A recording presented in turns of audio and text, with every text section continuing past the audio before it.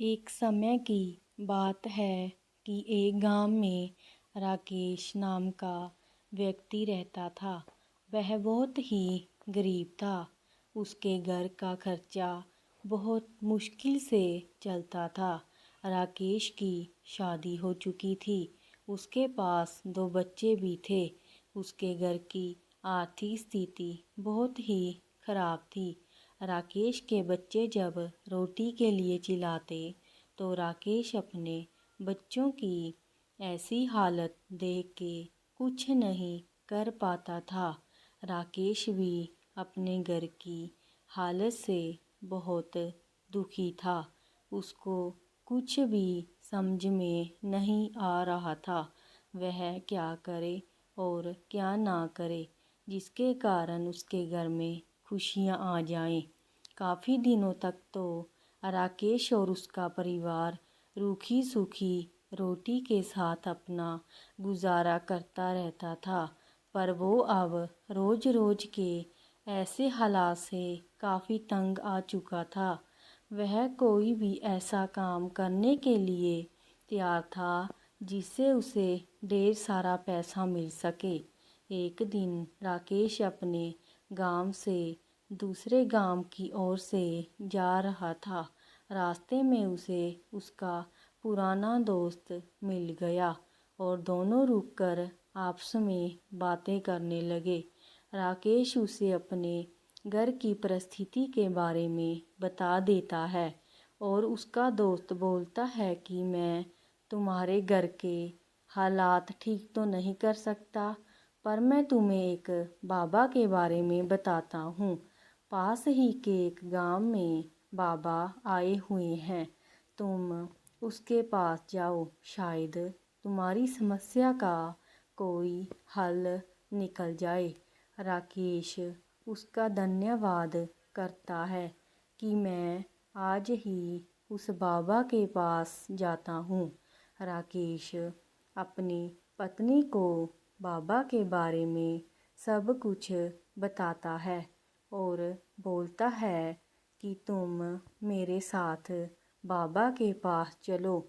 जैसे ही बाबा के पास जाते हैं और बाबा समाधि में लीन होते हैं और वो हाथ जोड़कर पास में बैठे रहते हैं।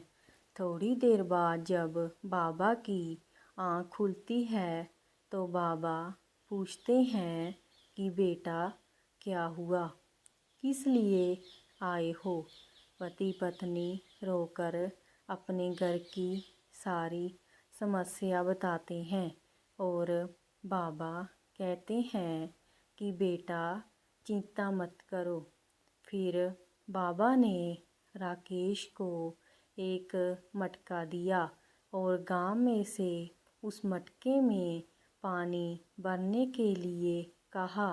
राकेश ने बड़े प्यार से वह मटका उठाया और पानी भरकर लेकर आया।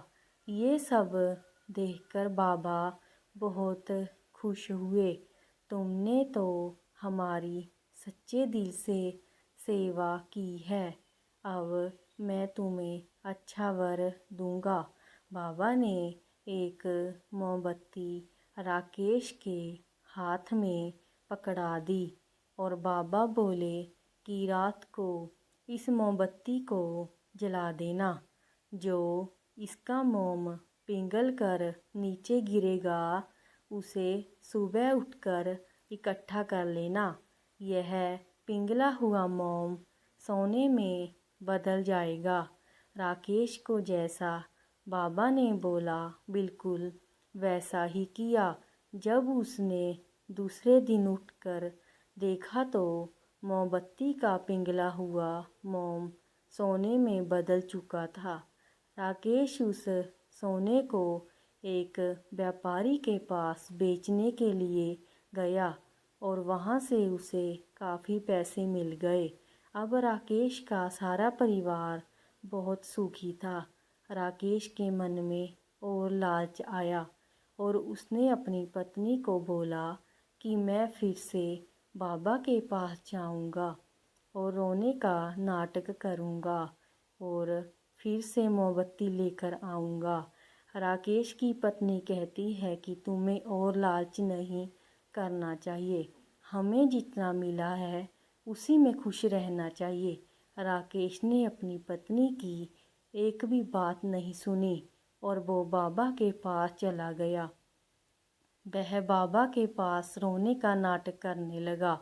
बाबा को उसकी नीयत पर थोड़ा शक हुआ।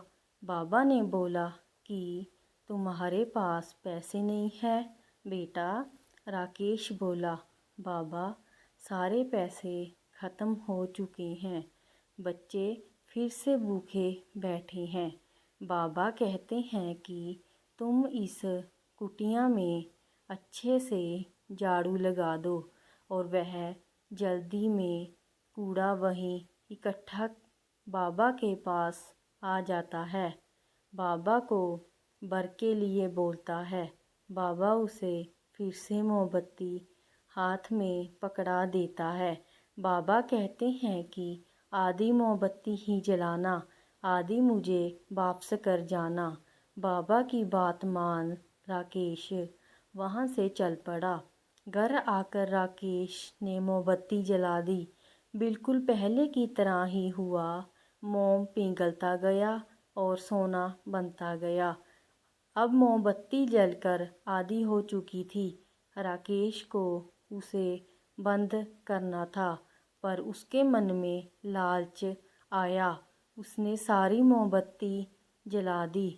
सारी मोमबत्ती जलने के बाद जो भी धन था वह सब मिट्टी बन गया और वह फिर से बाबा के पास जाता है। राकेश बाबा से कहता है कि बाबा मेरा तो सारा धन मिट्टी बन गया। बाबा उसे बोलता है कि मैंने तुम्हें आधी मोमबत्ती जलाने को कहा था, लेकिन तुम्हारे मन में और लालच आ गया था। तुमने मोमबत्ती को सारा ही जला दिया, इसलिए तुम्हारा सारा धन मिट्टी बन गया। राकेश और उसकी पत्नी बहुत रोने लगे। बाबा कहता है कि मैं तुम्हें धन तो वापस नहीं दे सकता, लेकिन हाँ, मैं तुम्हें ये वर देता हूँ कि तुम्हारे बच्चे कभी भी रोटी से भूखे नहीं रहेंगे। अगर आपको हमारी ये कहानी अच्छी लगी तो चैनल को लाइक और सब्सक्राइब ज़रूर करना और कमेंट करके बताना कि आपको ये कहानी कैसी लगी।